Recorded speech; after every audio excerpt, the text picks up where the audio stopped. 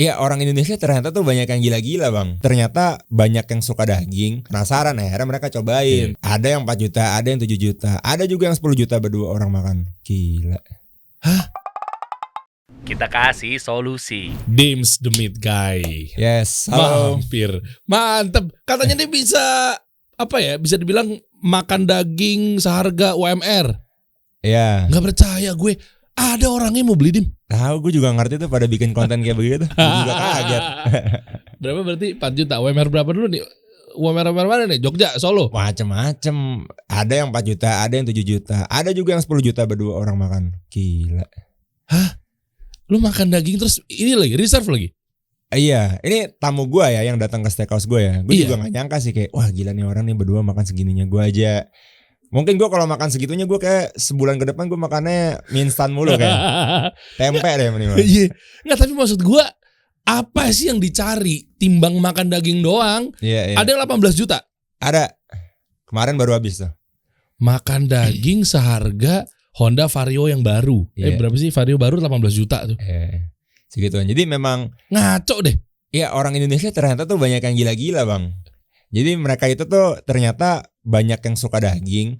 Terus mungkin ternyata mereka tuh udah ngikutin gue dari lama. Dari pertama kali gue ngonten. Terus mereka ngeliatin gue setiap hari nih orang nih masak steak mulu.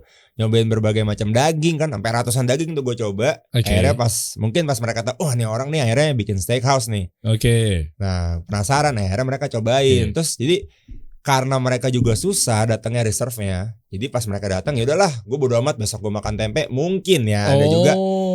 Tapi enggak sih, tapi banyak juga tuh yang mereka tuh memang banyak yang gila-gila bang.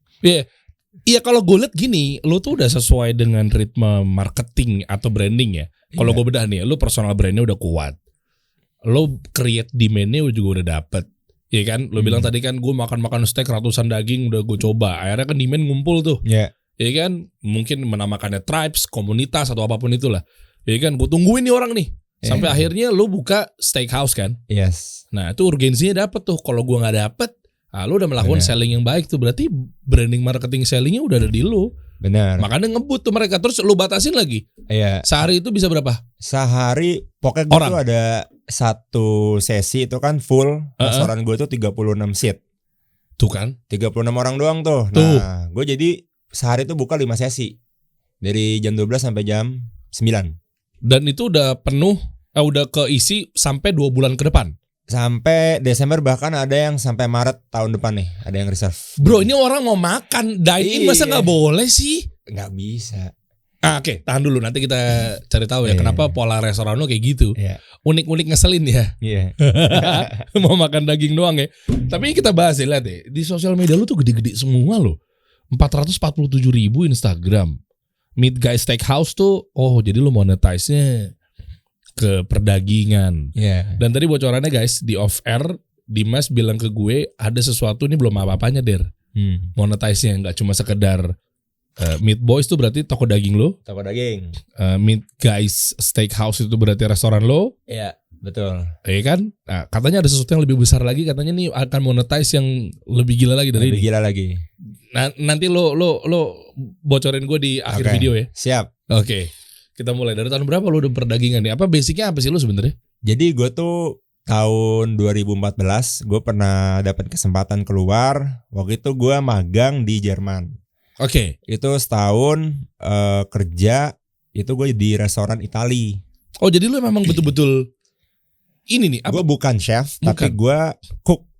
Tukang masak aja lah. Karena kalau chef itu kan dia kan posisi kan, udah bertahun-tahun ada jabatannya. Nah ini gue cuman masak tok gue di sana. Selama setahun di restoran Itali, jadi gue fokusnya tuh masak pasta. Italia apa Jerman nih? Lo bilang Jerman tadi. Nah udah kayak gini, jadi gue di Jerman kerja di restoran Itali, bos gue orang Turki, temen gue dari Bulgaria.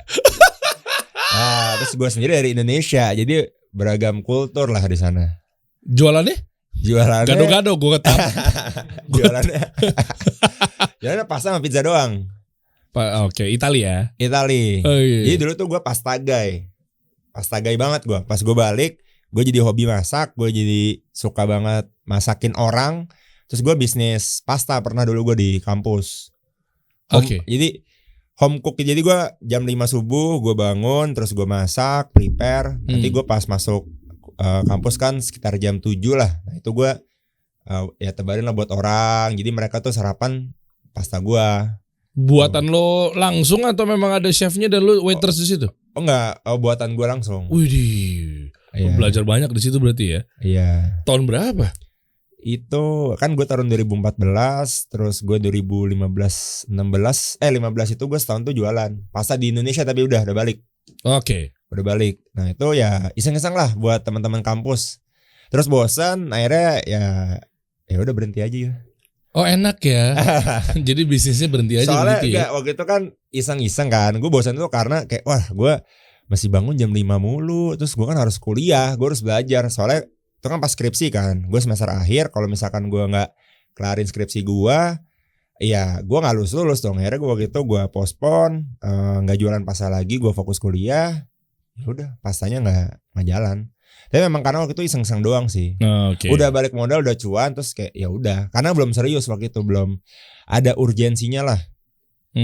Pas lulus kuliah baru sadar, oh jadi ternyata begini hidup ya, harus mencari uang. Ya iya dong, Dim. Masa lu diem doang? Anak siapa lu? Konglomerat mana kan istilahnya begitu kan? Iya. Nggak kerja juga nggak apa-apa. Tapi gue nggak tahu lu, mungkin basicnya lu udah kaya juga, gue nggak tahu juga sih.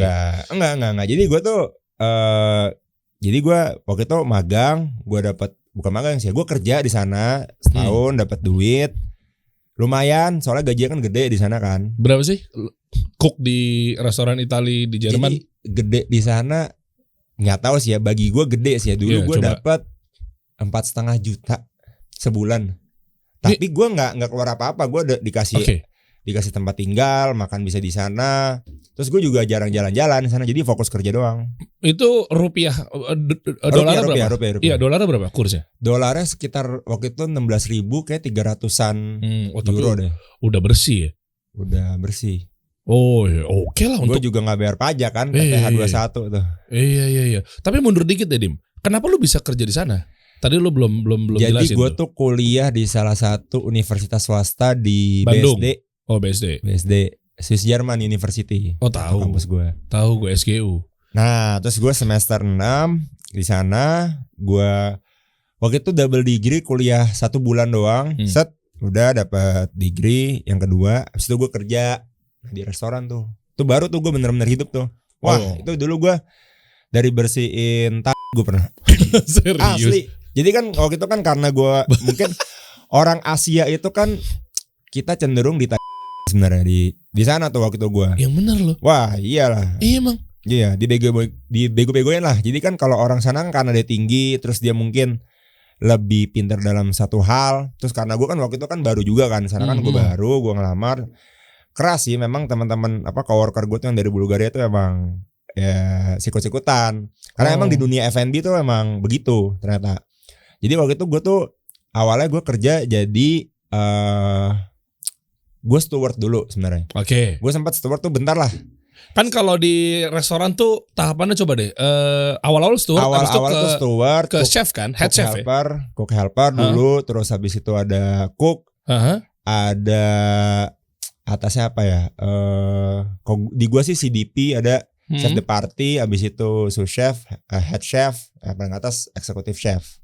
Gue sebenarnya nggak terlalu tahu ini jabatannya tuh ada apa aja, cuman kalau di tempat gue kayak begitu. Nah, dulu gue sebenarnya bukan steward juga, cuman gue tuh nyuci piring ya. Terus gue bersihin restorannya gue gue kayak ngepel, nyapu. Ya, itu mah steward bener. Steward. Nah, terus gue juga bikin es krim.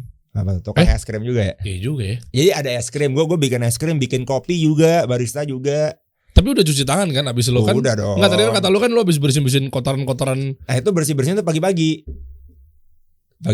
Bersihin kotoran siapa? Nah jadi kalau yang kotoran itu tar dulu nih. Nanti kita kesana nih. Abis ngomongin makanan, ngomongin kotoran, seru ya. Percakapan kali ini sangat berbobot sekali ya. Ini gue jarang nge-share sih. Jadi wah ini keren nih. Ini gue jarang nge-share. Jadi memang pas sana tuh gue baru belajar tuh yang namanya tuh hidup. Karena kita kan di sana tuh nggak ada mbak, nggak ada yang bisa disuruh-suruh. Jadi either ya lu yang ngerjain gitu loh.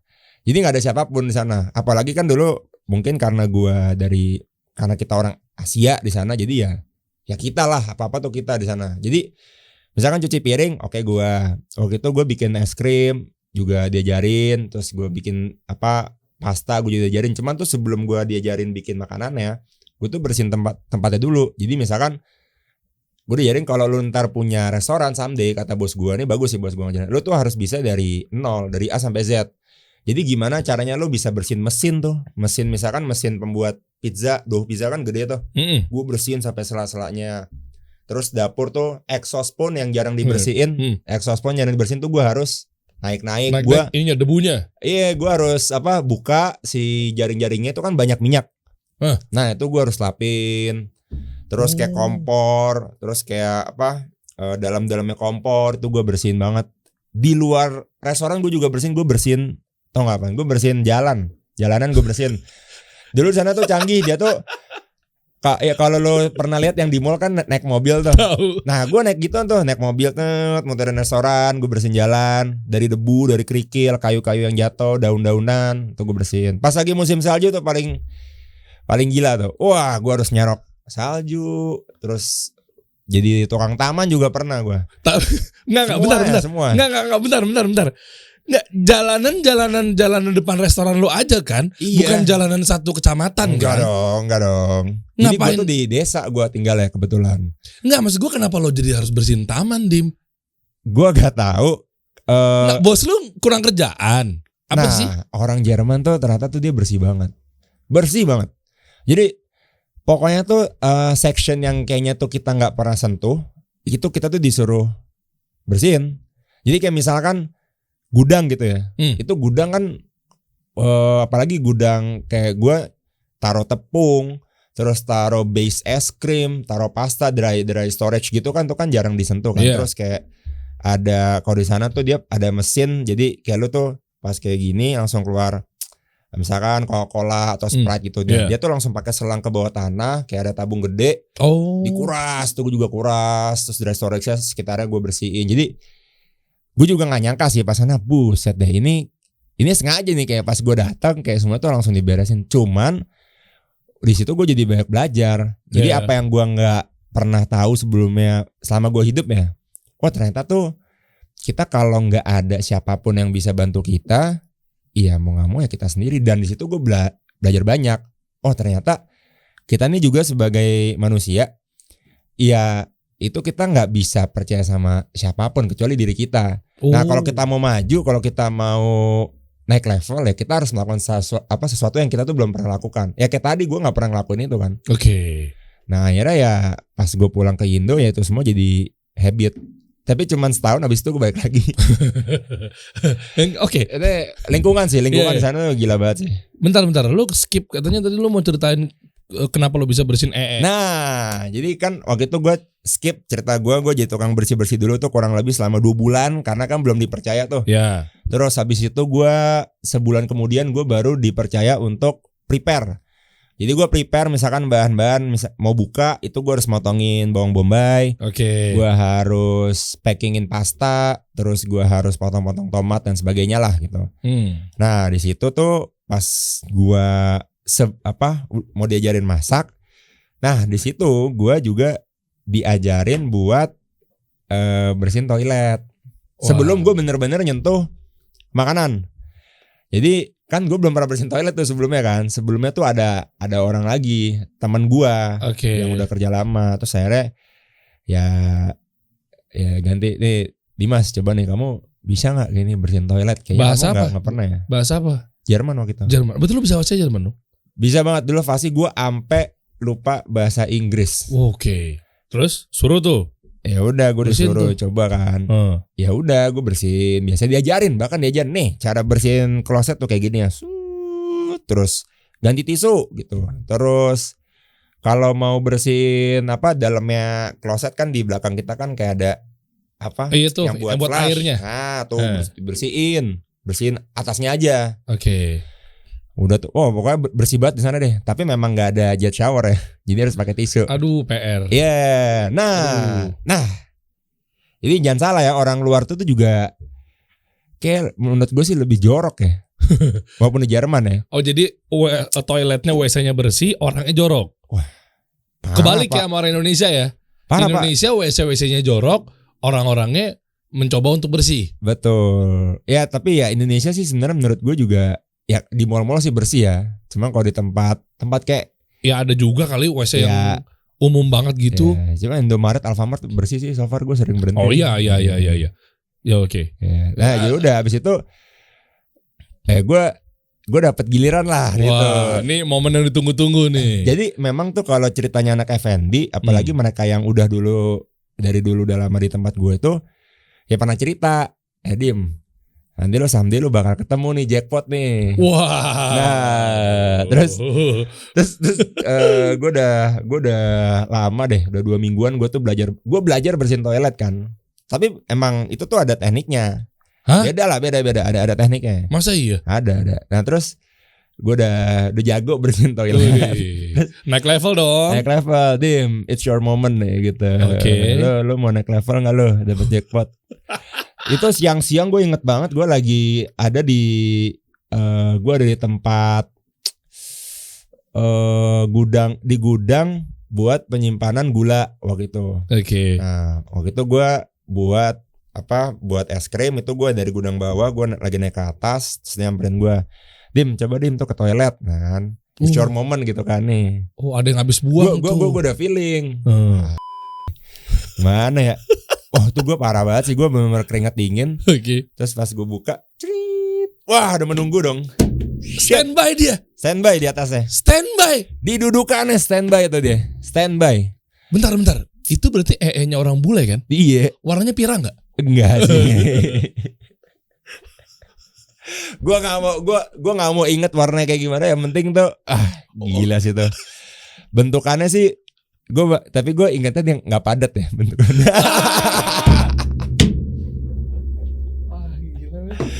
Dan lu tahu nggak? Gue bersihinnya pakai apa? Apaan?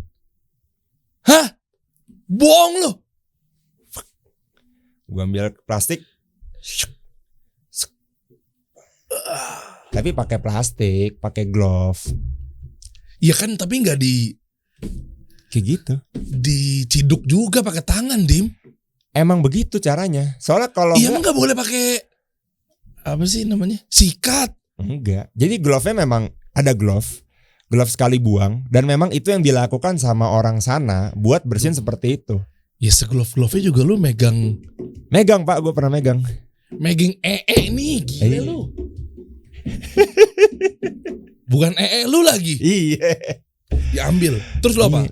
Ya, enggak lu kantongin kan? Enggak dong. Kirain buat bekal. Masa gue foto-foto dulu gitu. Kirain buat Cuman itu cukup menjadi pembelajaran gue. Itu gue pertama dan terakhir kali sih gue dapet tuh. Ini buat ambil ibroh teman-teman nih. Kita nggak lagi jorok-jorokan. Catat disclaimer, kita nggak lagi jijik-jijikan dalam arti ini kalau lu lagi makan ya mohon maaf ya. Tapi di sini tuh buat ambil pelajaran, artinya Dimas sampai di titik ini pun juga lo berangkat dari nol. Iya. Bener kan? Bener. Sampai akhirnya lo harus ngebersihin, sampai lo bisa punya restoran sendiri kalau lo nggak pernah tahu kondisi di bawah kayak gimana. Iya, bener. Dan lo megang, artinya langsung seperti itu kayak, duh gimana ya, gue mau nanya tapi masih dibayang. Gue mau nanya tapi takut ntar malah jorok. Tapi gimana bahasanya? Enggak padat juga kan dia? Enggak, itu dia nggak padat. Jadi warna-warnanya kayak bisa diganti gak nih topiknya? Nggak, maksud gue ini. Oke, next. Intinya begitulah ya. Gak usah dibahas warnanya, gak usah lo bahas mengenai apakah ini saus-saus yang ada di mana. Gak usah dibahas ya. Kita nggak lagi bahas masalah ini mushroom atau black pepper, kita nggak lagi bahas. Pokoknya begitu, gue udah lulus lah, itu kata mereka. Wah selamat lu lulus lu nih baru masuk ke klub The Real Effendi World, kata mereka gitu. Oh oke. Tolak ukurnya itu ya. Iya, terima kasih gitu kan atas ucapannya. Terus ya akhirnya nggak lama itu gue udah lebih jago daripada mereka dalam soal masak dalam waktu sebulan waktu itu gue karena waktu itu gue bener-bener serius, gue belajar sampai malam, gue ngobrol sama bos gue. Jadi pas mereka itu masih istirahat, kayak datang tuh siang, pulang duluan. Nah, gue tuh masih nongkrong sama mereka, ngobrol tentang masakannya. Gue belajar cara ngeblanch, jadi biar al dente. Pasta jadi gue rebus kayak celupin ke air garam, terus komposisi air garamnya gue harus cobain. Nah itu gue belajar sampai malam. Gue lebih jago, akhirnya gue dipercaya jadi cook habis itu. Jadi tukang masak. Oh, oke. Itu setelah 4 bulan yang luar biasa hektik. Jorok deh, hektik tentang pembersihan itu lah. Jadi gue abis itu udah fokus cook. Oh, jadi lu nggak ngurusin kotoran-kotoran lagi apa segala macam. Tapi tetap gue tetap nyapu, tetap ngepel, tetap tukang kebun juga tetap gue masih. Cuma nggak yang di toilet. Iya, soalnya ini restoran gue kebetulan ini karena dia nih di desa kan. Tadi kan gue bilang di desa. Apa sih desanya? Boleh nggak dibuka? Restorannya. Coba. Gue penasaran. Kalimero. Coba. Bentar ya guys, kita lihat dulu ya. Gue penasaran maksudnya bentuk toiletnya seperti apa. Kayak nggak ada bentuk deh. Ice Cafe. Coba. EIS. Coba sambil nunggu. Tapi lu udah cuci tangan kan? Udah dong. Ini mah udah lama kan. Udah kan gue pakai glove juga. Oh iya benar. Glove lu nggak lu bawa ke Indonesia kan? Enggak dong. Ditinggal di situ kan? Nah itu tuh dia tuh. Ini benar. Yes. Itu dong dicemplungin dong. Street view dong. Gue pengen tahu yang lo maksud di desa. Gila, gue udah lama banget gue juga ngeliat nih. Ini di daerah mana? Di Duningen, desa. Jerman. Ini Stuttgart bawah deket Schwarzwald tuh itu Black Forest. Oh di situ, sih tahu banget gue tuh tentang Jerman. Di bagian bawah kan nih, Iya benar. Iya di situ tuh. Sebelah mananya Podolski. Pemain bola pak. Oh sorry. Biar nyambung aja obrolannya. Iya. Nih fun fact juga di daerah sini tuh dia nggak ada. Coba zoom out dulu. Nggak ada stasiun kereta juga nih, saking desanya. Oh, kalau di kita apa? Gimana? Ini takarannya pokoknya kalau desa tuh dia nggak ada stasiun kereta. Itu kan desa. Iya berarti kita mungkin third city gitu ya. Iya, di daerah-daerah, gua nggak tahu kalau daerah Solo tuh ada Tawangmangu, Ngargoyoso, Solo pinggiran gitu misalnya. Iya gitu misalnya kan. Benar. Coba dong di zoom out kayak apa sih ininya? Helikopter view-nya. Coba zoom out. Jadi, zoom out. Nah, terus. Jerman tuh ibu kotanya apa sih? Berlin ya. Berlin, sampai lupa gue. Oh iya, tembok Berlin bener. Iya. Zoom out lagi Aldan. Coba lihat lagi. Kelihatannya gimana sih Jerman? Coba gue mau lihat. Zoom out lagi. Terus. Nah, itu ada Rottweil tuh, Rottweil liat enggak tuh? Ya, Rottweil. Nah, tuh gue harus ke Rottweil dulu, baru gue bisa ke kota manapun. Di situ tuh stasiun kereta terdekat. Nah, coba di zoom out lagi. Zoom out lagi. Gede. Gue mau tahu tuh. Tuh, ini Stuttgart tuh paling deket tuh. Oh iya, Stuttgart gue tahu. Stuttgart itu kan dia di bawah kiri Jerman kan. Jadi gue kalau nggak salah dekat Swiss deh. Coba zoom out lagi. Iya benar tuh Swiss. Iya benar. Tuh bawahnya tuh yang Konstanz ke kiri itu Schwarzwald semua tuh Black Forest. Tuh kan gelap tuh. Nah hijau-hijau tuh gelap tuh. Black Forest maksudnya gimana? Black Forest tuh benar Black Forest. Hutan-hutan gelap gitu. Apa ya jenis? Pokoknya Black Forest deh namanya. Schwarz tuh hitam. Apanya sih nih? Maksudnya kotanya? Lu ngomongin apa sih daging? Hutan kan? Pohon Black iya, Forest. hutannya berarti hitam gitu kan? Kalau dari atas. Kayaknya ya, gue sih nggak tahu. Gue gak pernah lihat dari atas. Cuman namanya tuh pohon Black Forest deh. Hutan Black Forest. Hutan Black Forest ya? Yes.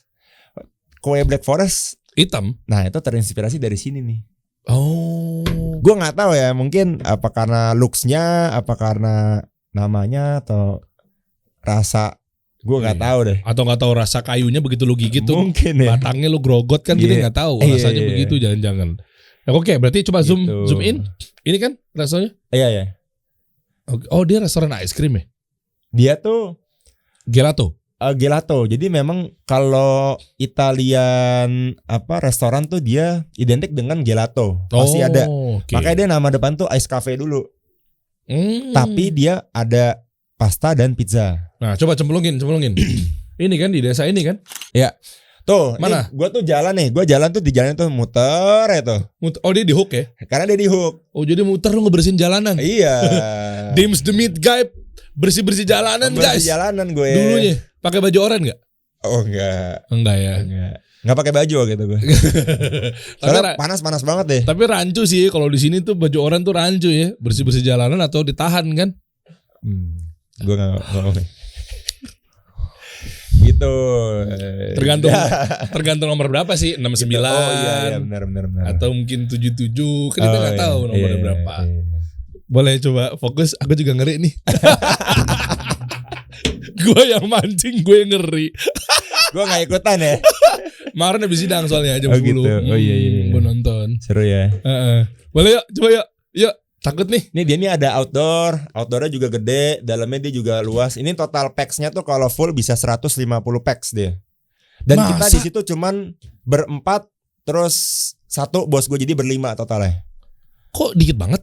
Wah, karyawannya berarti ngerangkap dong. Iya. Makanya gue ngerjain apapun kan. Nah di sana tuh semua pada ngerjain apapun kecuali lu udah senior di sana. Nah senioritas tuh ada.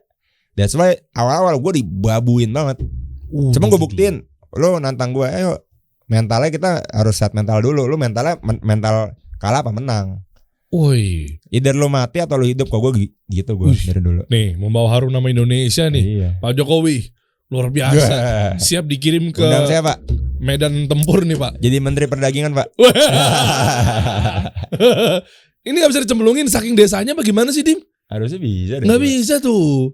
Gak ada jalanan yang bisa dicemplungin. Coba di zoom out deh. View-nya jangan kayak gini dong. View-nya yang jangan 3D gini. Kalau 3D gini tapi harusnya. Gue kangen nih BTW, gue tuh udah lama gak ngeliat kayak apa map ini, udah 4 tahun apa 5 tahun yang lalu deh.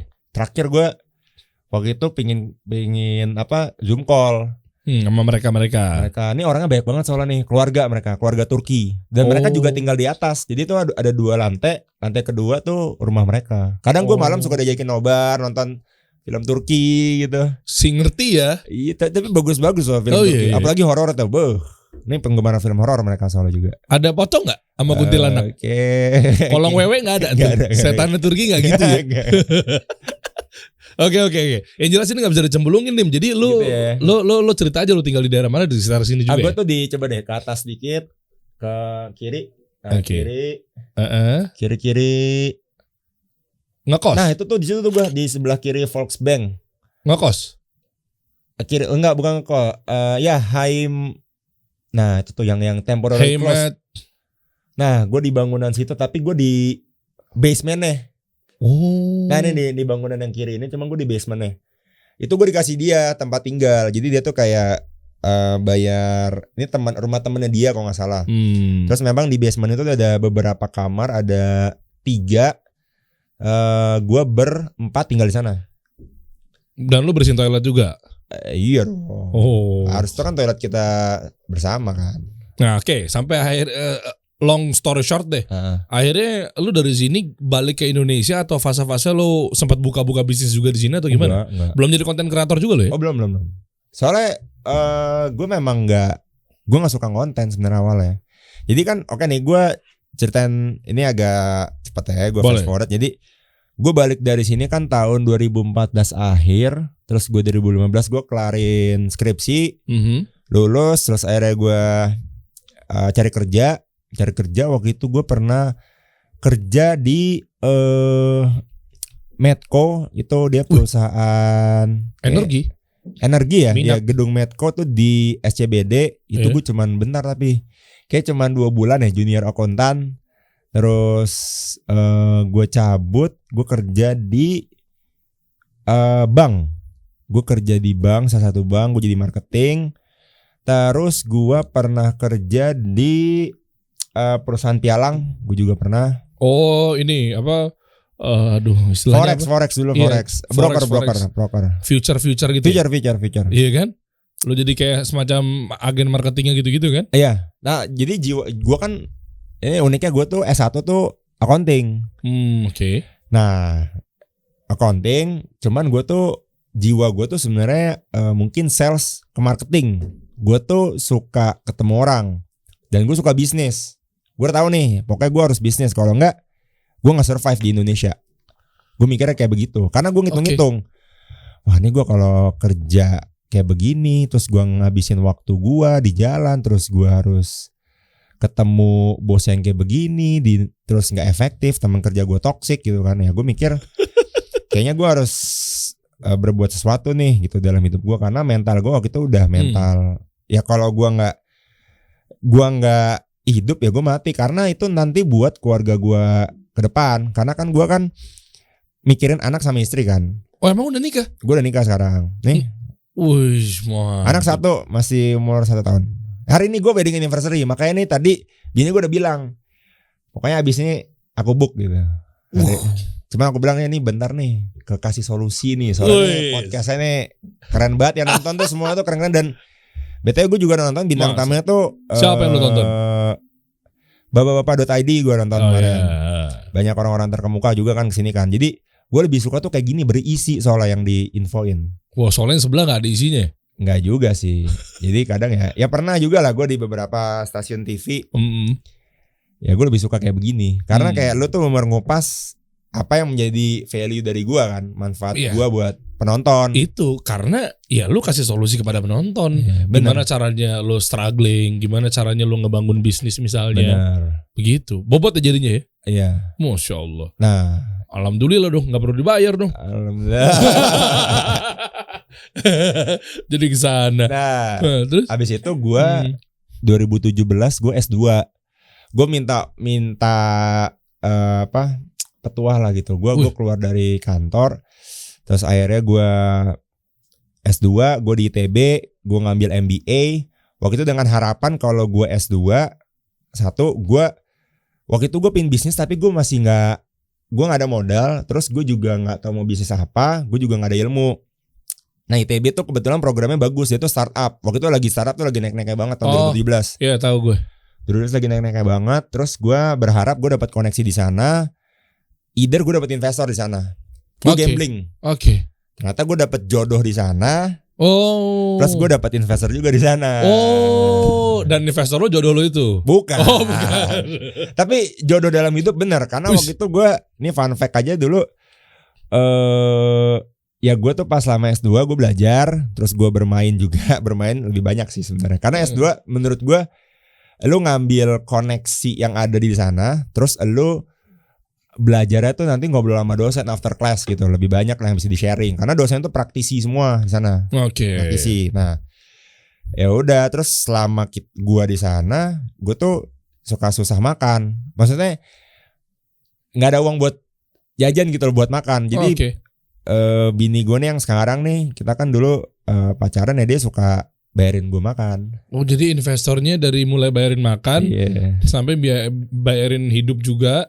Iya dulu, tapi investornya bukan dia. Iya, maksudnya investor dalam kehidupan sehari-hari. Benar. Iya kan? Iya. Masya Allah. Jadi ya gue cukup, ya gue terbantu sama bini gue, cuman ya gue make sure nih pokoknya kamu invest nggak salah lah gitu.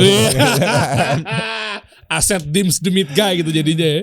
Nah sampai akhirnya lu bisa jadi ngonten gimana ceritanya? Tapi mindset lu gue suka deh. Lu pengen buka bisnis tuh sampai lu ngejar S2, ya kan? Sampai lu jurusannya pun diambil startup. Ya. Maksudnya dan sekarang terbayarkan lah, dalam artian lu punya steakhouse gitu kan. Nah cuma prosesnya itu loh, kok tiba-tiba jadi ngonten. Yang gue denger juga katanya lu gak pedean misalnya. Gak pedean. Terus gimana tuh? Jadi gue tuh ngelatih pitching. Jadi gue tuh dulu pas di S2 juga sebelum gue ngonten nih, gue ilmunya tuh gue ngemis. Ngemis tuh gimana? Jadi gue tuh ngemis ke banyak VC, banyak angel investor. Nah gue tuh jago gue pitching. Terus gue dapet investor. Akhirnya gue berbisnis sampai tahun 2019. Nah, tahun 2019 itu kan baru-barunya COVID di luar kan. Akhir tuh. Nah, gue kan punya digital marketing. Agency. Gue dari tahun 2018 gue buka agency, tapi tahun 2017 tuh gue bikin startup iklan yang di motor, kalau pernah ngeliat zaman dulu. Oh, di belakangnya? Iya, tapi pakai papan. Papan itu tahu gue. Iya. Terus gue merambah ke mobil, gue stikerin mobilnya. Terus 2019 pandemi kacau. Itu kan maksudnya kan gue offline banget kan, kayak lu tuh intact gitu loh, ya kan. Terus orang juga nggak ada yang naik kendaraan online kan. Jadi di jalan tuh sepi kan pas kita pandemi. Nah tuh bangkrut. Terus ternyata agensi gue yang gue bikin kecil-kecilan akhirnya naik, banyak yang shifting ke website. Gue bikinin mereka website, apps. Terus gue juga ngurusin media sosial mereka. Nah 2020 nih unik. Jadi 2020 itu ketika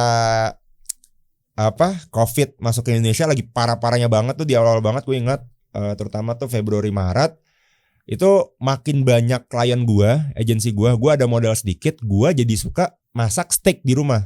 Oh, kenapa steak, Dim? Karena sebelumnya tuh memang gua kan suka masak dan gua suka makan terutama daging sebenarnya. Nah, cuma gua nggak se-freak itu dulu. Nah, pas tahun 2019 itu gue pernah kayak makan di salah satu ya steakhouse lah di Jakarta. Kayak gue tuh kayak selalu kayak kurang puas, tapi yang gue keluarkan tuh mahal sebenarnya gitu loh. Akhirnya gue iseng-iseng masak, kok bisa lebih enak ya. Tapi waktu itu gue ngasal masaknya tapi nggak sengaja enak, hoki. Nah abis itu pas tahun 2020 awal gue inget gue pas masak lagi, kok nggak enak malah pas gue masak sendiri. Wah akhirnya gue sering masak tuh sebelum konten nih gue. Oke. Gue sering masak steak, terus gue masaknya tuh berdua sama, waktu itu masih pacaran sama bini gue. Masak terus oh ternyata nih kita harus pakai alat masaknya ini standarnya. Terus gue ini tuh apa? Ya cast iron pan misalkan. Oke. Gue tuh baca artikel tentang steak itu tuh gue sampai pagi waktu itu gue kayak kegilaan. Nah pas itu tuh Februari itu hit kita banget dan itu kita suruh WFA semua. Akhirnya kita WFA, tim gue juga WFA, gue juga nggak bisa kemana-mana kita kan. Kita kerja dari rumah. Nah situ gue punya banyak waktu buat riset tentang steak ini dan gue waktu itu nggak sengaja. Itu bulan Maret, April gue masih ingat banget tuh April tanggal 24 kalau nggak salah tuh 20 ulang tahunnya emak gue. Gue beli daging gede 2 kilo itu kan harganya lumayan ya. Kalau nggak salah harganya 2 jutaan. Hah? 2 jutaan. Daging apaan? Sapi yang mana? Australia, daging Australia itu sapi Aussie. Dia kalau nggak salah breednya Black Angus campuran Black Angus. Padahal bukan grade tertinggi tapi harga 2 juta waktu itu emang mahal kan. Gue keluarin budget segitu terus gue masukin kulkas karena gue mau nge-dry age. Ada teknik tuh nge-dry age itu tuh kita membusukkan daging dalam membran bag. Waktu itu gue masukin kayak plastik gitu, dia membran bag, terus dia aging, dia busuk di luarnya. Gue taruh selama sebulan di sana. Karena itu memang ada eksperimennya itu membuat daging jadi lebih empuk dan lebih intens rasanya, lebih rich. Abis itu di-marinate?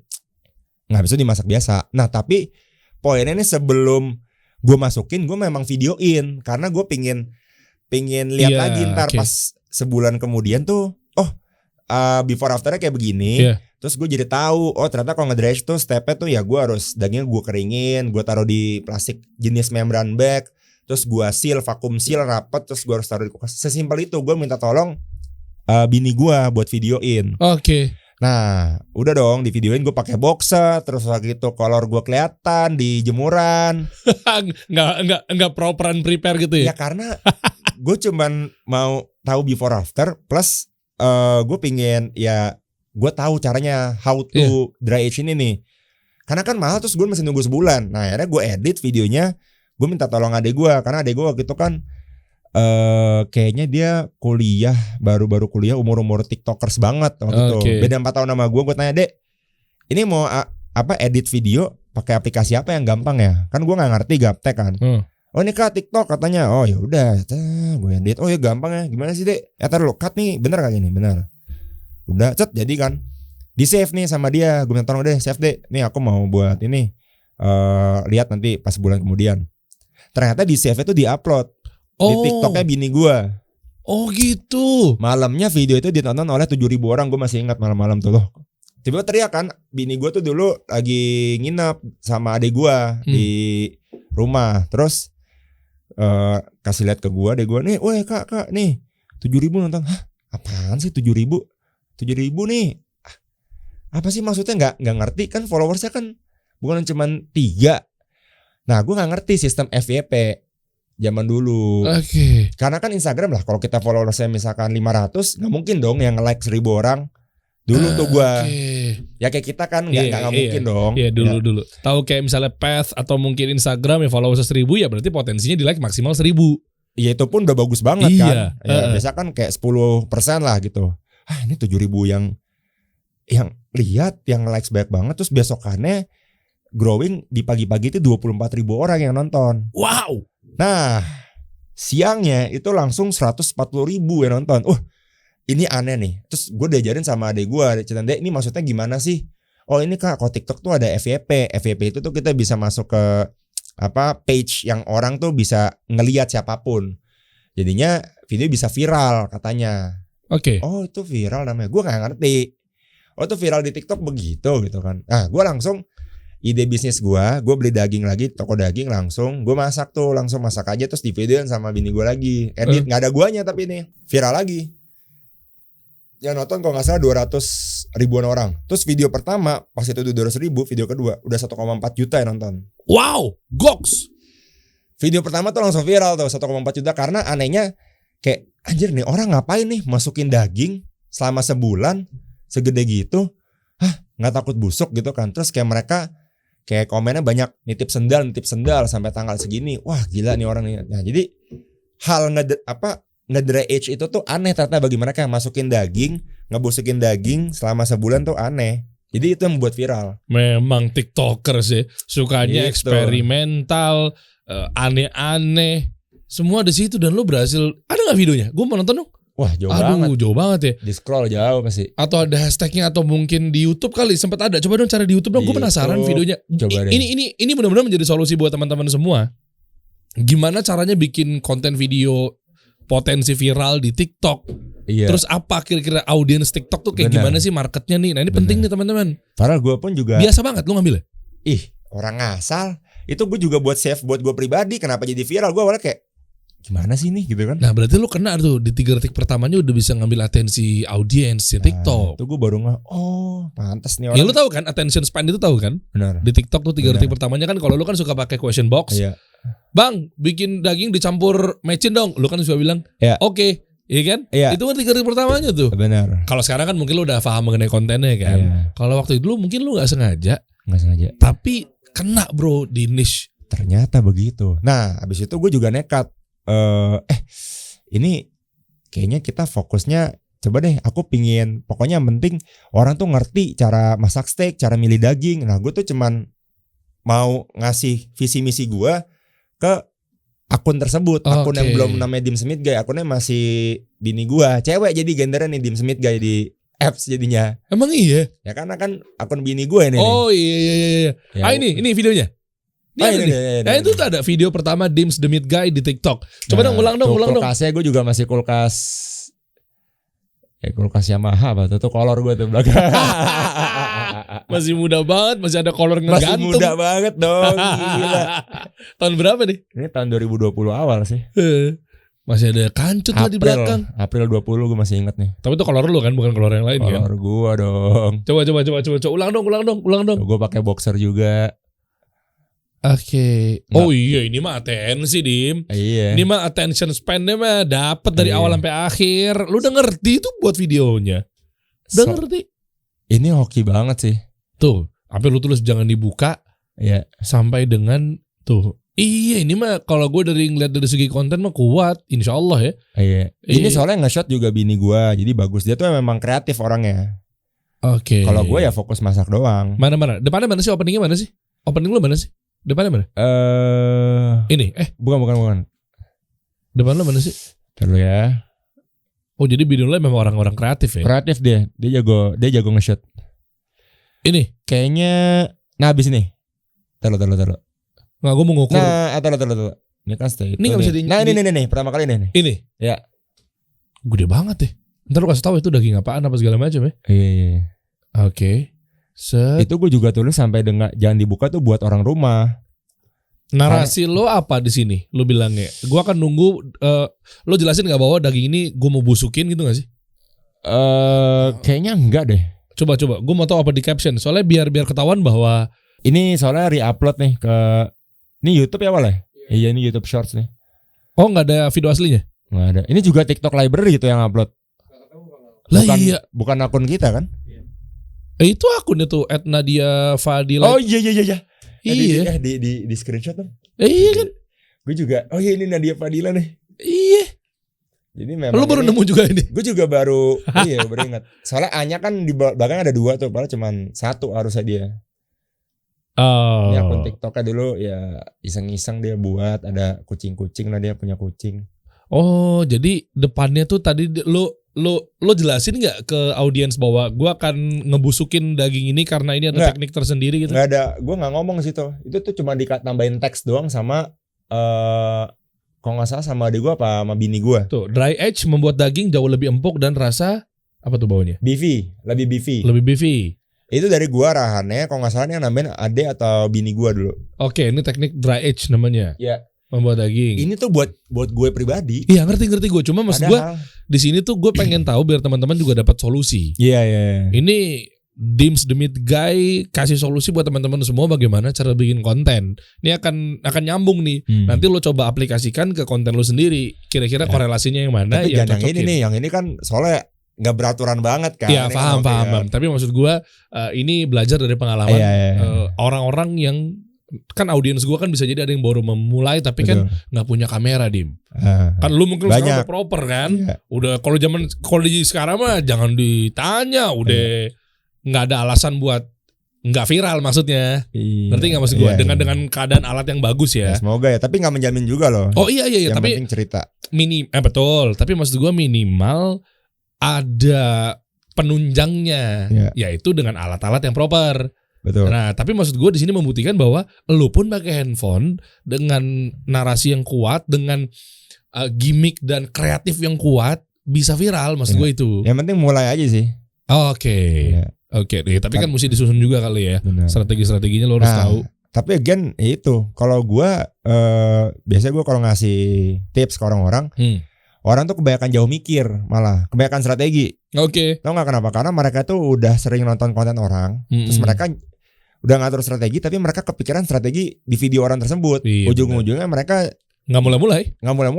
Terus mereka malah nggak ada self branding karena mereka tuh maunya yang ngikutin yang viral doang. Ada viral terus mereka remake mereka sendiri, jadi kan nggak ada yang diingat dari konten kalian. Jadi makanya harus ya kayak gue daging kebetulan memang ternyata nggak pernah ada di Indonesia yang bahas daging, steak khususnya. Nah di situ gue nggak sengaja gue create market baru, niche ini nih gue. Kuat tajam loh personal brandnya, niche-nya daging dan brand positioning kan juga udah kuat banget khusus di daging. Ya that's why gue nih sebenarnya followersnya sebenarnya nggak sebanyak yang lain yang lebih gede, tapi mungkin dari kalangan orang-orang, dari politisi, selebriti, influencer manapun tuh jadi tahu daging itu ya gue gitu loh. Masyarakat tahu daging itu ya Dims the Meat Guy. Walaupun maksudnya followers gue nggak sebanyak mereka. Karena ya branding gue Dims ya the Meat Guy. Meat Guy itu udah ya orang jadi ingat daging ya ini gitu. Dan meatnya kan juga bukan meat MEET kan, tapi kan meat kan lo nya. Orang notice lah. Itu juga yang buat bini gue loh. Gue awalnya pingin buatnya suka makan, suka jalan-jalan. Aku yang kayak begitu-gitu. Kata bini gue, apaan sih tuh? Aneh nggak jelas deh, yang branding kamu aja. Terus gue kayak Dims the Meat Guy. Gue langsung, aduh norak banget. Terus udah diganti sama dia diem-diem di akunnya. Karena kita udah ngepost beberapa kali, nggak bisa diganti. Ganti tuh harus 14 hari kemudian. Gue langsung kesel banget kan. Aduh malu-maluin banget nih, namanya kayak gini nih. Gue stres banget kan. Ternyata it works man. Iya. Jadi iya makanya kadang tuh kalian harus trust your wife ya. Itu pesan. Oh ini istri memberi rezeki. Itu kan April 20 ya kan, masih ingat gue. Lah ini bisa ketemu nih caranya? Di scroll tadi. Oh niat sekali ya Anda berdua ya. Awal sama Aldan dua-duanya 2A lagi namanya. Iya. Oke. View-nya gak bisa dilihat deh. Itu view-nya. Oh iya like ding. Sorry. View-nya mana? Oh 1,3 M. Goks. Dan memang daging tuh daging apa Dim? Boleh ceritain gak? Ini gue daging Australian Picanha. Ini marbling score kalau gak salah marbling score-nya 2 plus lah. Oke. Maksimal kan kalau di Aussie tuh dia kategorinya sampai 8 plus. Sebenarnya Black Angus. Nah cuman semenjak ada Wagyu kan dari Jepang kan. Iya, terus jadi naik pamornya dia. Iya. Maksudnya kan? Kualitas sapi-sapinya banyak yang marbling score-nya 9 plus gitu loh. Karena kan dulu nih sejarahnya nih gue cerita sedikit. Boleh dong. Boleh. Lu cerita aja, mau gue gak ngerti juga gue ya aja. Nah, masalah daging. Uniknya tuh Wagyu itu kan Wagyu itu ya sapi Jepang pokoknya itu artinya sapi Jepang. Oh, wa tuh sapi. Wa itu Jepang, Gyu itu tuh sapi. Oh, oke. Lebih kayak sapi Jepang. Nah, itu sampai sekarang pun tuh kita nggak boleh, bukan nggak boleh, tapi pemerintah Jepang itu tuh nggak memperbolehkan sapi utuh gitu makhluk hidup dikirim ke luar negeri. Outside Jepang tuh nggak boleh, keluar Jepang lah pokoknya nggak boleh. Oke. Nah jadi ceritanya tuh pas Perang Dunia Kedua, karena Jepang waktu itu kan kalah kan, itu sapinya diambil sama negara-negara. Jadi ada yang masuk ke Australia, ke mana Amerika. Jadinya udah ada tuh breed Wagyu Australia. Oh, dari situ sejarahnya. Betul. Makanya jadi memang kualitas terbaik sapi itu di dunia adalah di Jepang. Harusnya Jepang, cuma gara-gara diternakin di Australia, kita kenalnya daging apa nih Australia gitu-gitu. Iya. Pinter juga Australia itu. Iya. Tapi daging Australia doang memang banyak. Maksudnya yang asli Australia kayak jenisnya Black Angus tuh memang dari Aussie. Tapi ya kalau ada campuran darah Wagyu biasanya lebih bagus. Dan lebih mahal juga. Oke. Tapi beda lah flavornya sama yang Jepang asli ya. Oke. Nah, kalau tips memilih daging yang enak tuh gimana nih menurut lo nih? Oke, jadi pertama itu biasa gue kasih tahu ke customer gua atau ke penonton itu kenalin dulu tokonya. Jadi toko daging itu kan bermacam-macam. Nah, kalau kalian mau beli daging yang specifically misalkan kalian mau yang prime cut tuh primary cut biasanya tuh rib eye, sirloin, tenderloin itu di ya toko yang memang udah biasa jual cuts itu. Ada juga cuts yang di luar itu kayak misalkan sengkel atau enggak brisket atau enggak chuck atau enggak round di belakang daerah pantat. Itu juga ada yang jual. Oke, memang ada yang nggak biasa tuh maksudnya gimana? Campur. Yang nggak biasa. Jadi toko gini. kayak gimana? Jadi selain cutsnya itu ada jenisnya juga. Oke. Cuts yang selain rib eye, tenderloin kan pasti tahu kan. Yeah. Nah yang lain tuh kayak pikanya ini kan baru gitu Gue sih baru tahu ini, jujur. Iya, tri-tip, tapi bisa jadiin steak karena jenisnya tuh dia tinggi kualitas dagingnya. Nah, itu hanya ada di beberapa toko doang yang memang jual daging itu. Apakah semua jenis daging bisa dijadiin steak? Enggak. Jadi steak itu adalah cuts yang kalau kita masak itu cuma dipensir, itu udah enak, udah empuk lah. Pensir tuh di fry pakai minyak sedikit. Oke. Terus ya dimasak di atas wajan gitu. Lu pernah nyonten juga gak sih? Waktu itu di video lu tuh gue pernah lihat cuma kayak nggak perlu sampai banjir, kayak tes oh, iya kan? Iya. Segitu doang tuh udah cukup. Udah cukup kalau marblingnya banyak ya. Marbling tuh serat lemaknya. Nah, jadi kalau misalkan udah tahu nih, oh tokonya di dia nih yang emang dia tuh udah biasa jual daging jenis ini. Karena kenapa kalau kita salah milih toko, kita beli dagingnya terus ternyata dia jualnya kualitas yang nggak bagus, nggak sesuai sama yang kita mau, kita kadang trauma gitu loh. Wah, udah dagingnya mahal gue beli, tapi pas gue masak di rumah, ternyata nggak enak. Nah, itulah yang membuat orang-orang tuh di Indonesia tuh jadi takut masak steak. Mendingan beli ayam malah. Jadinya. Nah, tujuan gue sebenarnya nih itu gue tuh pingin menaikkan satu industri daging di Indonesia. Wah, keren. Bahkan ntar ke kancah internasional. Karena memang ini gue sendiri pun juga associate sama ada orang Jepang, Aussie, Amerika itu kenal ya. Indonesia ternyata tuh ada loh duta daging gitu lah, meat enthusiast. Ya. Dan itu lo? Iya, gue kenal sama mereka. Nah, terus satu lagi gue pingin mendekatkan gap lah antara ini daging sapi nih, steak ini kita nih. Jauh nih. Jadi dari pengetahuan kita, terus interest kita terhadap daging steak tuh masih jauh. Nah, gue tuh pengen mendekatkan itu. Jadi caranya gue mengedukasi dan gue ngasih tahu nih gimana cara kita milih daging kayak tadi. Bener, itu penting soalnya ya kalau kita milihnya salah, kita bayar mahal tapi nggak enak ya. Jadinya kita ngira mahal, nggak worth it gitu. Nah, gue tuh pengen mengedukasi supaya kalau lu makin ngerti, paham cara masak, cara milih daging, itu sebenarnya tuh lu bisa dapat daging yang pas sesuai dengan budget lu. Kita nggak ngomongin mahal, nggak ngomongin murah ya. Balik lagi ke budget kalian. Nah, gua sampai sekarang itu gua jual daging, gua punya toko daging dan punya steakhouse. Gua harus kasih value yang sama yang kalian bayar. Worth it apa enggak? Dan bukannya toko-toko lain juga bisa melakukan hal yang sama? Bisa. Nah, tapi terus bisa. Nah, tapi kitanya sebenarnya kita tuh harus teredukasi dulu. Oh, ngerti gue. Nah, sekarang gini nih, berarti gue langsung masuk ke pangkalnya aja.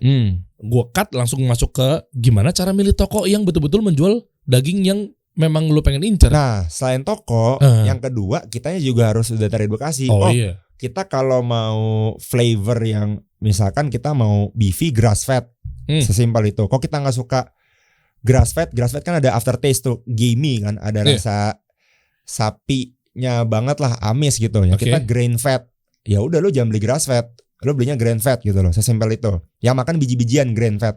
Sebentar, nih saya mendadak pinter dan mendadak mendadak nih guys. Tenang ya. Pelan-pelan. Anda ngerti? Nggak ngerti kan? Udah ya, silakan Anda keluar. Anda ngerti stay. Ya, saya nggak ngerti, saya keluar dulu. Agak pusing, grain fed tuh apa lagi? Jadi simpel. Enggak, gue lagi dibohongin gak sih? Enggak, jadi tuh Coba. Pelan-pelan ya. Jadi sapi tuh sebenarnya ada berbagai macam jenis sesuai dengan pakannya mereka. Bahkan ada olive fat. Iya. Ada barley fat, ada corn fat. Nah, sesimpel langsungnya kita kategoriin grass fat sama grain fat. Cuman dua lah. Oke. Yang mudah sebenarnya, yang common. Berarti yang kalau satu makan apa? Rumput seumur hidupnya mereka. Herbivora nih. Iya bener kan? Iya bener dong. Ya gue ajak juga dong, gue dari istilah biologi dong, gue gak mau kalah. Taunya pokoknya gue karnivora sama herbivora. Kok karnivora gak kanibal dong. Iya betul juga ya, oke. Nah, rumput. Nah kalau yang makanya grass kan. Grass. Tapi secara tekstur itu dia lebih chewy.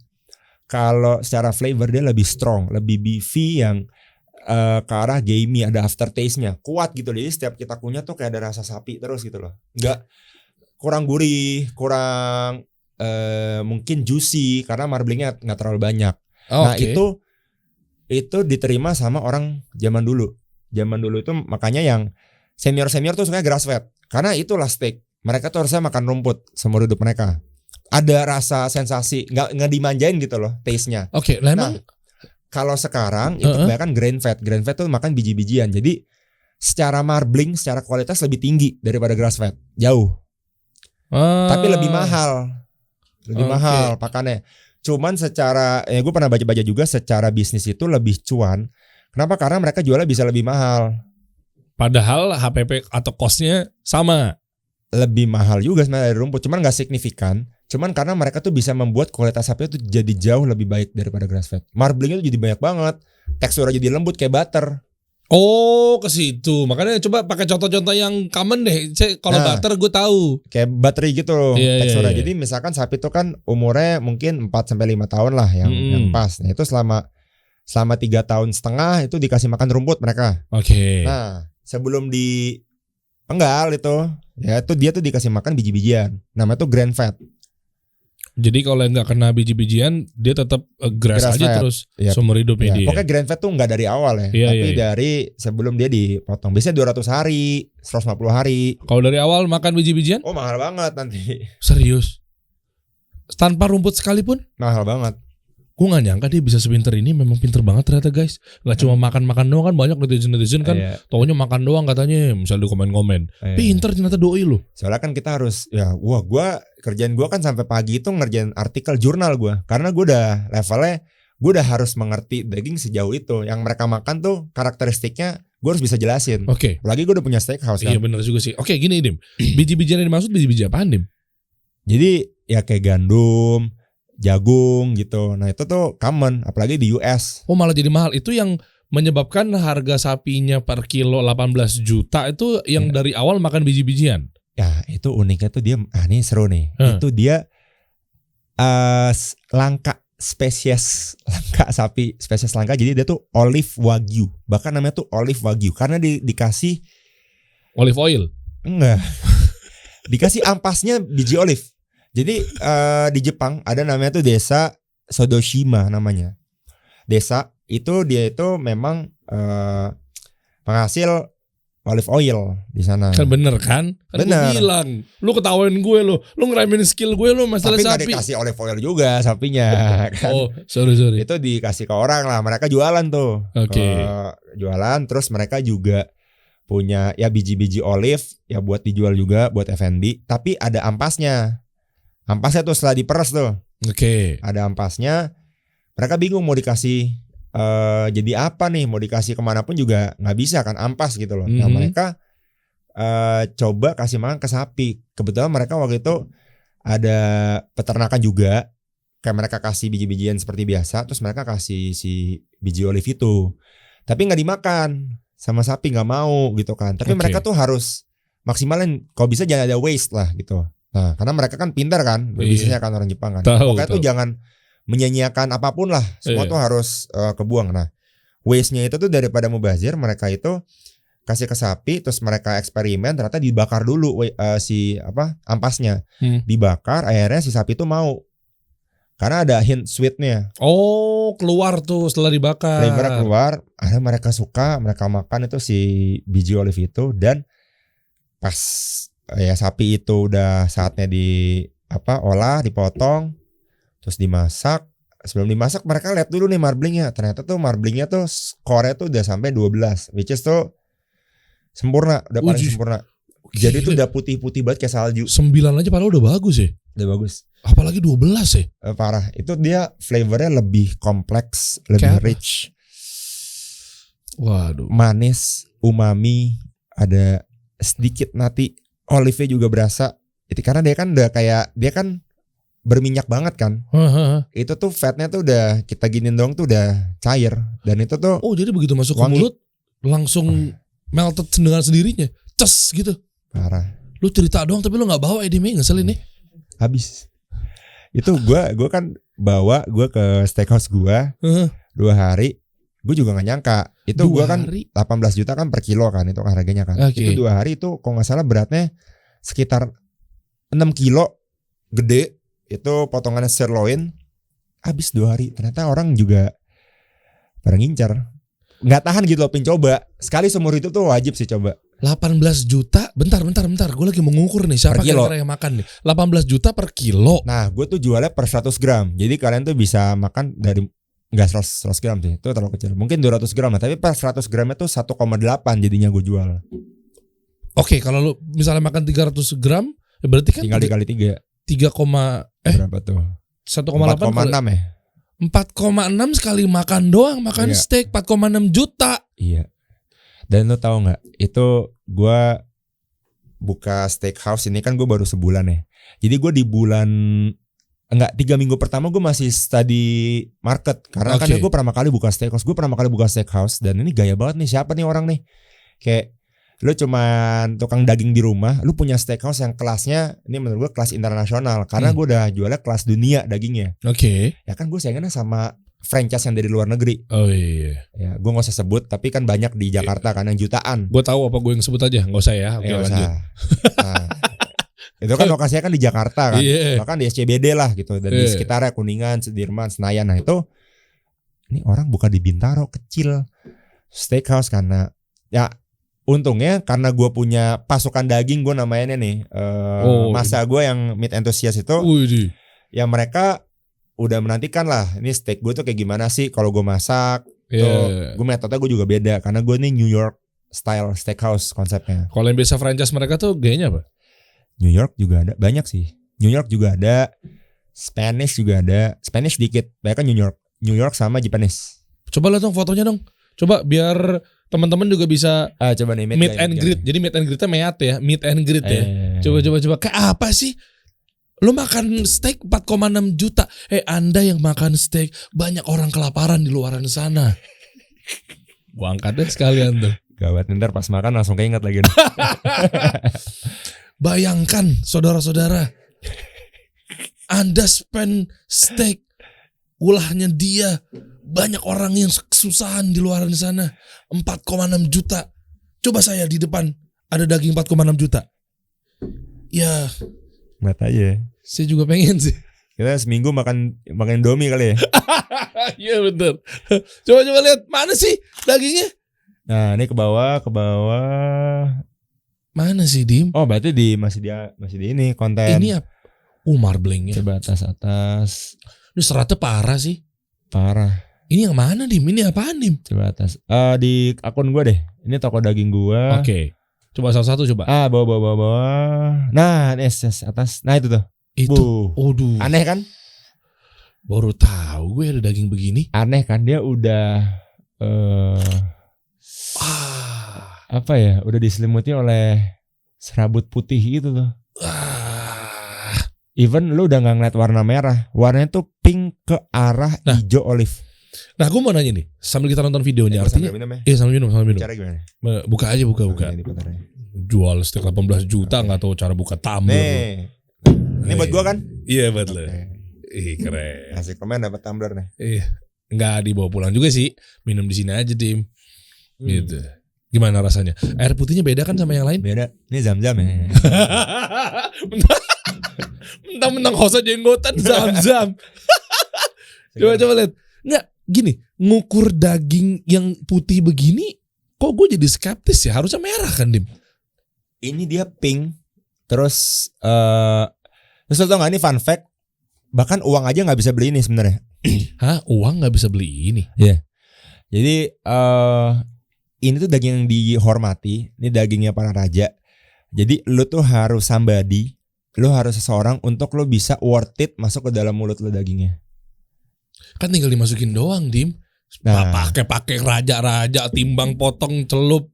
Nah, jadi uniknya nih, gue nih rebutan sama beberapa negara. Oh. Nah, jadi di Indonesia ini tugasnya ya kalau misalkan dikirim ya kita tuh buat mengedukasi sesama meat enthusiast. Tujuannya tuh harus mulia. Jadi lo nggak bisa, lo mau beli sekarang nggak bisa. Ya lo harus pakai hati even sebelum beli. Makannya juga harus pakai hati. Jadi lo harus menghormati dagingnya. Nih kalau jatuh di tangan gue nih tahtanya runtuh kali ya. Gue tinggal masak aja pakai film mah. Iya, udah. Yang penting jangan direndangin aja ya. Ya itu emang gak boleh juga. Sayang ya. Sayang. Oke, jadi orang-orang tertentu yang bisa makan daging beginian. Iya di sana. Nah makanya karena hubungan baik juga, terus gue punya kesempatan, gue bisa memperkenalkan itu di steakhouse gue, terus ya gue bisa ngobrol juga sama orang-orang, gue mengedukasi, jadi kan orang tahu apa yang dia makan gitu. Oh iya benar. Ya mereka bayar, mereka bayar mahal, tapi gue memang put everything tuh with heart gitu sini. Jadi even server gue itu juga mereka tuh lulus S2 perdagingan. Jadi lu sebelum makan lu dijelasin jenisnya apa, sapinya, terus cutnya apa, potongannya apa, terus karakteristiknya gimana, terus farmnya dari mana. Memang jelasin lengkap. Bapak daging nasional ya Mamang nih. Insyaallah Pak Jokowi sampai muncrat kan. Muncrat ya. Gue lagi mau promosiin lu nih. Oh iya, boleh. Ntar dulu Pak Jokowi. Nggak tahu lah siapapun nanti yang menjabat next presiden kan ganti kan. Katanya kan. Iya. Saya rekomendasi beliau menjadi Menteri Pertanian. Yang nyambung itu kan yang ada bener gak sih? Bener. Pertanian. Menteri muda ya. Menteri muda. Amin. Mudah-mudahan dari partai kasih solusi ya kan. Habis ini gue ngelamar guys. Interview. Tapi lu jangan lupa potongan persen ke gue. Siap. Katanya partai begitu. Aduh. Ini 18 juta. Bawahnya lagi gak ada Dim yang murahan dikit Dim. Oh iya ini udah habis, udah gak bisa produksi lagi dong lu. Ini gue harus pesan lagi ke Jepang. Oh repot ya. Iya banget. Makanya harganya juga mahal soalnya langka. Ini langka banget. Super rare ini. Kita rebutan sama berbagai negara. Mainnya udah bukan berbagai toko lagi, negara. Jo, ajib. Dan lu menang dari? Karena lu menang dari negara apa? Oh Jepang ini. Oh jadi ada Amerika, Spanyol, Aussie juga mau dikirim. Pokoknya yang dapet tuh Aussie, kita sama kayak US deh. Dan jalurnya lewat mana? Lu kan berarti kan di sini kan impor. Macam-macam. Jadi daging itu tuh kalau impor lu bisa lewat laut, kapal, atau lu bisa lewat udara. Lalu ke sana, Priuk? Enggak. Jadi kan ada teman lah. Ada distributornya. Ya. Ada teman bantuin dia kan forwarder, importir, supplier banyak. Jadi kita juga banyak merangkul para pelaku industri daging ini dari dulu gitu loh. Yang udah ada ya kita kerjasama gitu. Nih mau daging ini. Amerika dapat nggak? Ini gue dagingnya dari Amerika juga yang enggak, signature. Yang ini. Kan katanya perwakilan tuh Indonesia sama apa yang dapatnya dari Jepang. Amerika nggak dapat. Amerika gue nggak tahu kayak dapat. Aussie dapat. Yang nggak dapat negara apa? Spain, Brazil itu nggak dapat. Singapura kayaknya dapat juga deh. Wih keren, membanggakan Indonesia deh. Bisa untuk mengedukasi perdagingan. Serius. Buktinya kan Spanyol sama Brazil. Iya kan. David Villa sama Ronaldo gak dapet tuh. Kesian. Iya kan. Iya. Tapi serius gue tujuannya itu adalah gue pengen meningkatkan industri perdagangan di Indonesia ke luar negeri. Jadi misi gue ini kan gue kan di Bintaro. Nah ini gue soon bakal buka di Jakarta. Mungkin di daerah Senopati, dan sekitarnya. Iya dong, harus seno party dong. Yo, harus dong. Lu belum habis makan lanjut kan? Jangan dipancing, itu kan yang dulu. Oh, yang dulu guys. Beda dengan yang sekarang. Sekarang udah tobat, ada ke jalur yang lebih ekstrim. Jangan dong. Yang lebih ekstrim ya. Jangan dong. Ya. Udah pernah gitu juga soalnya. Udah pernah juga. Habis itu Bali, gue mau buka di Bali. Yang ketiga, cabang ketiga, dan nextnya gue mungkin akan buka di Singapura. Kenapa Singapura, Bali dan lain-lain? Paling jadi kalau Jakarta udah pasti banyak marketnya. Bali apalagi banyak banget marketnya. Itu kan market internasional di Bali. Terus dan mereka tuh udah lebih teredukasi soal steak. Oke. Dan mereka nyari dan spendingnya di sana. Wah, kalau Bali mah tukang jajan. Singapura, nah Singapura dekat sama rumah kita kan, karena kan paling dekat deh. Oh iya. Cuman sejam. Nah habis itu gue pin study dulu di sana. Nih pasar luar negeri. Kalau misalkan oke ya gue pingin ke Eropa sama Amerika lah. Wow, Bonam Harum Indonesia ini luar biasa. Which is makanya lo punya sesuatu yang nanti akan memudahkan proses ini. Ya. Boleh dibocorin ya? Ya nanti deh. Apaan lu? Ada nyamuk tuh. Apaan? Kasih tahu dong, lu mau punya apa? Katanya mau punya sesuatu yang besar. Yang penting tuh hati tuh kita udah mantap, kita udah ya kita put our heart lah. Nih gue milih daging, terus gue masak dagingnya kayak gini, tekniknya kayak begini, dan nanti soon ya gue pengen punya sapi sendiri. Peternakan? Ya peternakan. Wow. Gitu. Jadi tapi pertama gue pengen punya sapi dulu sebenarnya. Gue pengen beli sapi dari Jepang. Wah, enggak sih, berarti dari Aussie. Dari Aussie gue pengen beli satu. Terus nanti ya gue pelajarin dulu gimana sih cara ngerawat sapi. Oh ada ya. Gue baru ya buka peternakan. Wow. Monetize-nya gue pikir dari Dims The Meat Guy ini hanya sebatas, kan gue nebak-nebak dulu, kan kelihatan kan konten kreator yang personal brandingnya begini biasanya dia monetize-nya ke sini. Iya. Tan Boy Kun misalnya, Next Carlos misalnya kan, pasti ke situ lah, nggak jauh-jauh. FNB lah ya.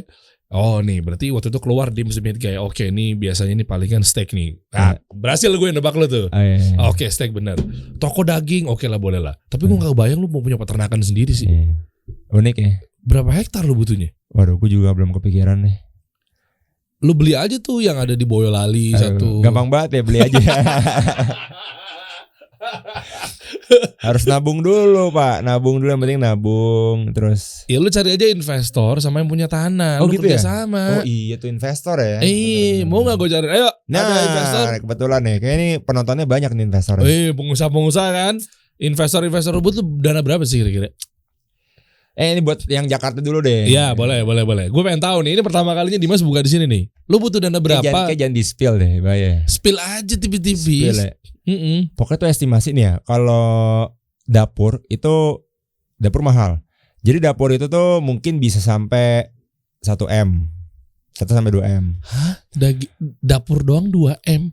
Iya. Karena itu alatnya grillnya mahal banget. Grill steak. Wah, steakhouse tuh mahal-mahal banget, gila. Nggak bisa pakai Rinnai. Ya, mungkin bisa, tapi itu di Central Kitchen. Bisa itu.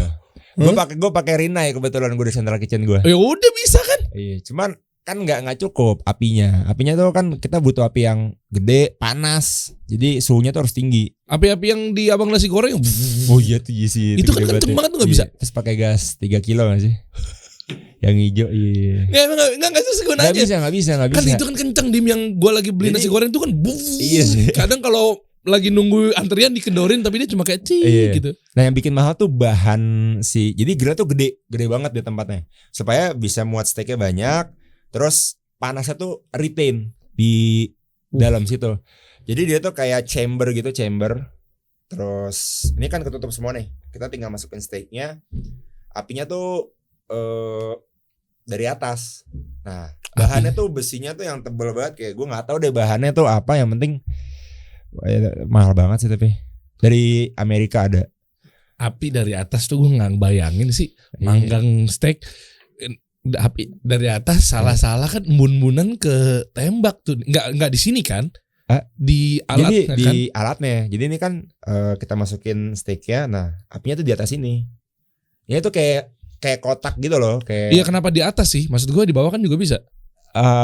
Jadi sebenarnya tuh bisa di atas sama bawah. Tapi kalau di atas itu kita tuh jadi bisa lihat crust si steaknya. Kan tinggal dibalik. Jadi karena gini, kita kan nggak bisa asal bolak-balik steak karena dia tuh butuh momen namanya Maillard reaction. Apalagi tuh? Maillard reaction itu ketika steak itu bertemu dengan api, terus dia mulai membuat proses karena itu marbling, dia sangat-sangat oily, sangat-sangat fatty. Dia ngebuat suatu layer di luar itu yang berwarna coklat, crust, caramelized. Nah itu tuh proses Maillard namanya, membuat layer itu. Nah itu harus crispy ntar kalau misalkan makan steak di luar, itu lo harus dapat tekstur yang crispy di luar, tapi di dalamnya juicy. Jadi kalau lihat steak warnanya abu-abu, aduh. Iya, tahu. Itu lo nggak ada experience-nya. Jadi nah itu salah tuh. Ya lo kalau bayar mahal itu nggak worth it menurut gua. Yang warna abu-abu salah tuh ya. Ya gua nggak mau bilang salah, tapi lo nggak dapat experience yang full di sana. Apalagi lo udah bayar mahal ya. Yang steak 36.000 yang di food court mall itu? Ya kalau menurut gua tuh worth it, karena kan harganya murah. Filet-filetan tuh nggak lo? Itu gue suka. Gue suka warung WSS, warung Steak and Shake gue suka. Abu-abu gue suka banget. Tapi ketika gue udah masuk ke steakhouse, gue bayar di atas 1 juta, gue nggak dapat ekspektasi gue. Nah di situ lo baru tuh. Oh beda nih. Jadi ekspektasi. ada kelas-kelasnya guys. Iya dong. Dari mulai Fiesta. Iya Fiesta. Fiesta menurut lo itu steak bukan? Steak sih, steak.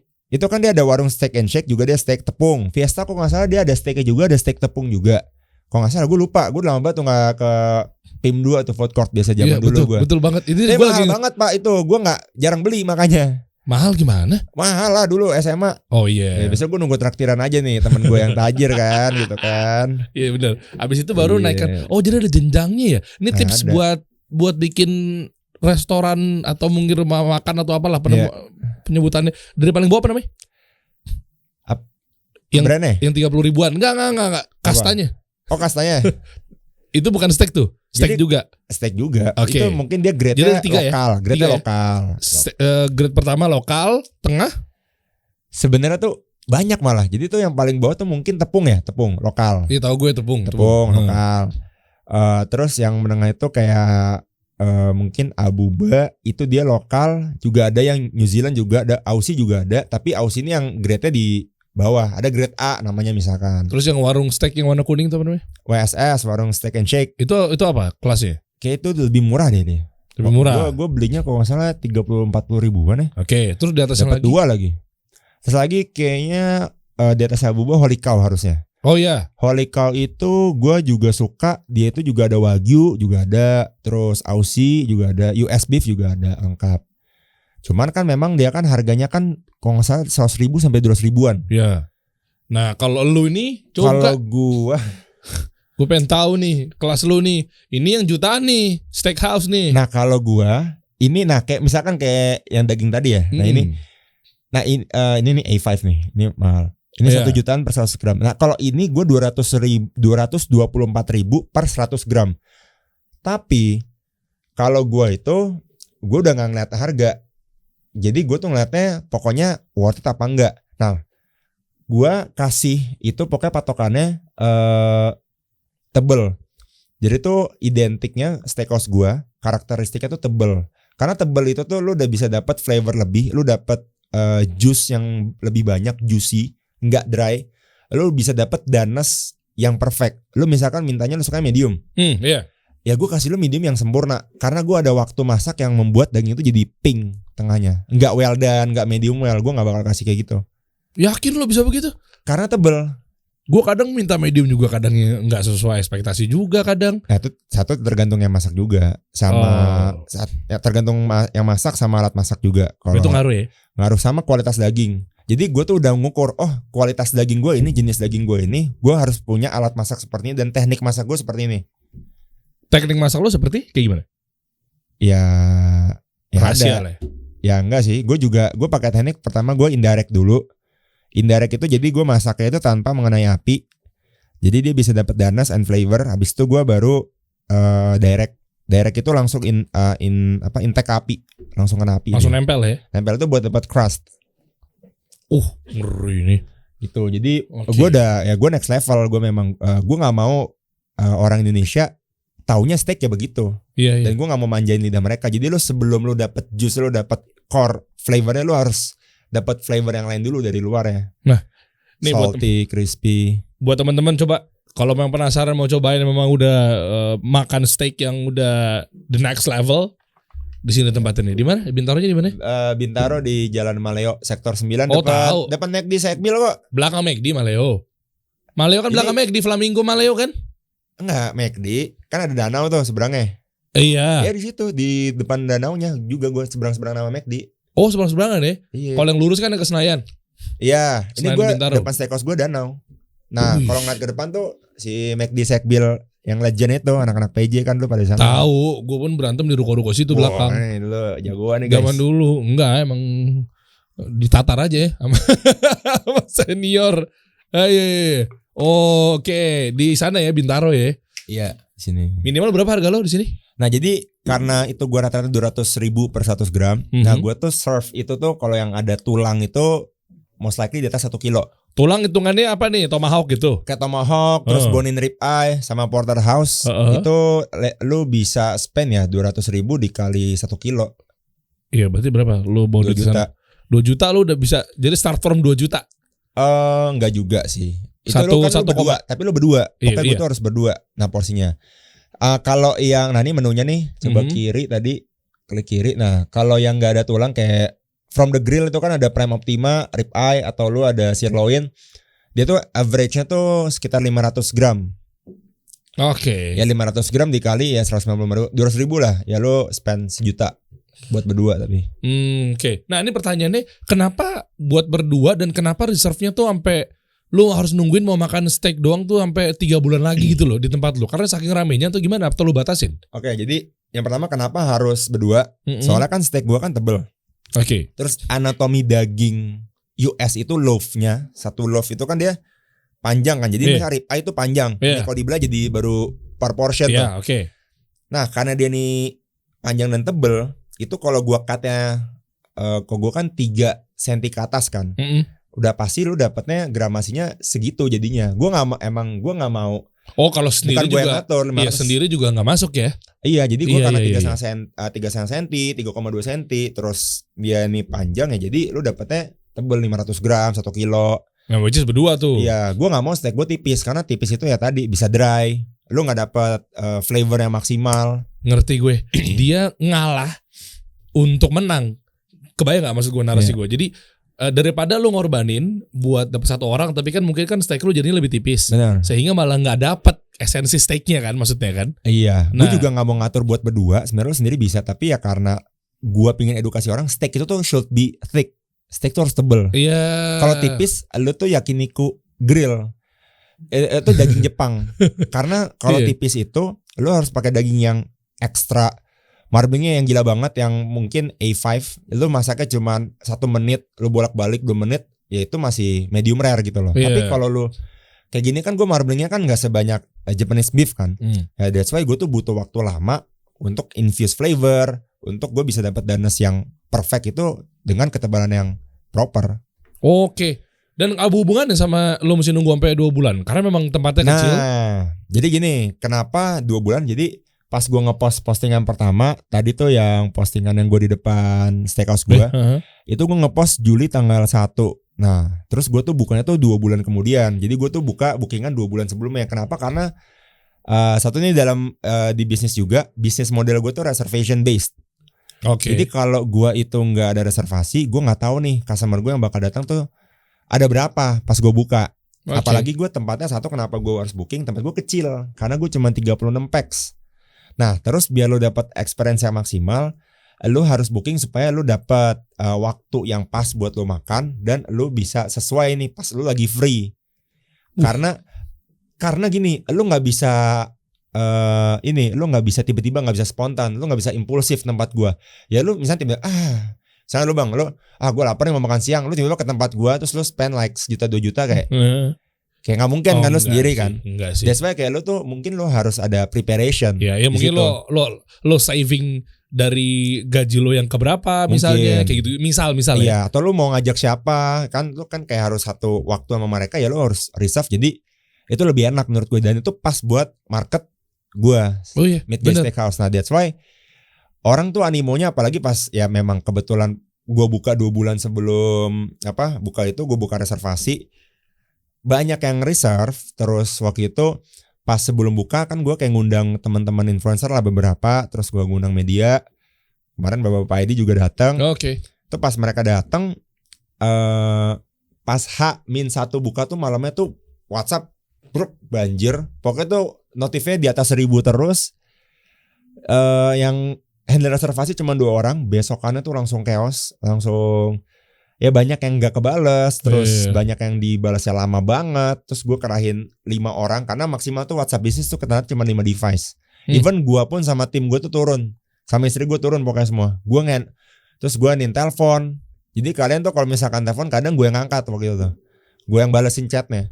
Oh. Karena terlalu gila waktu itu. Wah gila banget. Terus ya bayangin ada 1000 chat setiap hari naik-naik terus. Terus tempat gue cuma 36 pak per sesi. Nah that's why itu jadinya orang pas mau datang ya harus waiting list. Terus mereka nih ada yang udah sebulan yang lalu booking. Terus mereka ya bookingnya nih jaga-jaga ada yang buat November, Desember gitu. Wow, man, ini seloyalis itu ternyata ya market lo ya. Ini bukan gue yang buat-buat, tapi gue memang karena tempat gue kecil. Yang again gue balik lagi buat experience maksimal ya gue harus. Ya itu. Ya kasih mereka waktu buat reserve. Dan memang market menengah ke atas tuh memang harus behavior banget. Cocok sama experience-nya, diperlakukan kayak begini, lo dapat ini, dapat itu gitu ya. Benar. Jadi artinya apakah behavior ini juga sama dilakukan oleh steakhouse yang ada di luar?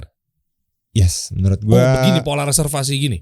Iya, tapi kalau di luar mungkin ada beberapa yang di New York itu tuh mereka tuh antri di luar. Nah, gue tuh bisa aja kayak gitu. Cuman kalau ngantri di luar kan ya kita panas satu, terus kan nggak proper di jalanan kan mereka kan ngantri pedestriannya kan bagus, gede. Nah kalau gue depannya tuh danau, terus sebelah kiri gue JNE, sebelah kanan gue Starling. Jadi bener juga. Terlalu banyak tenda-tenda jadi nggak proper buat mereka, tapi nggak nyaman. Nengok dikit, bonge sama Roy lagi bikin konten kan? Kayaknya. Apa kabar tuh mereka ya?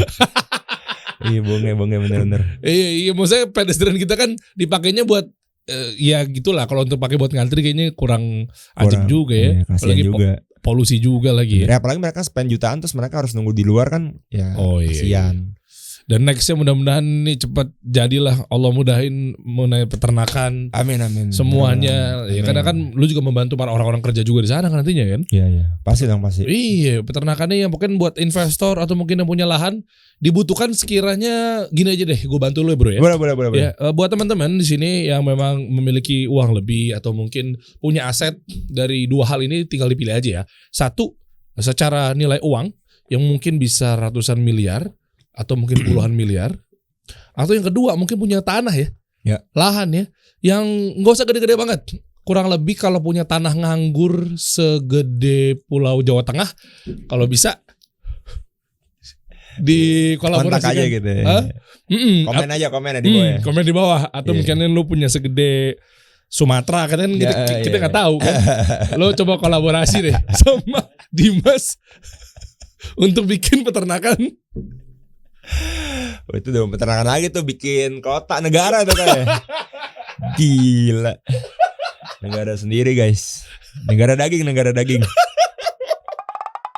Kita kasih solusi.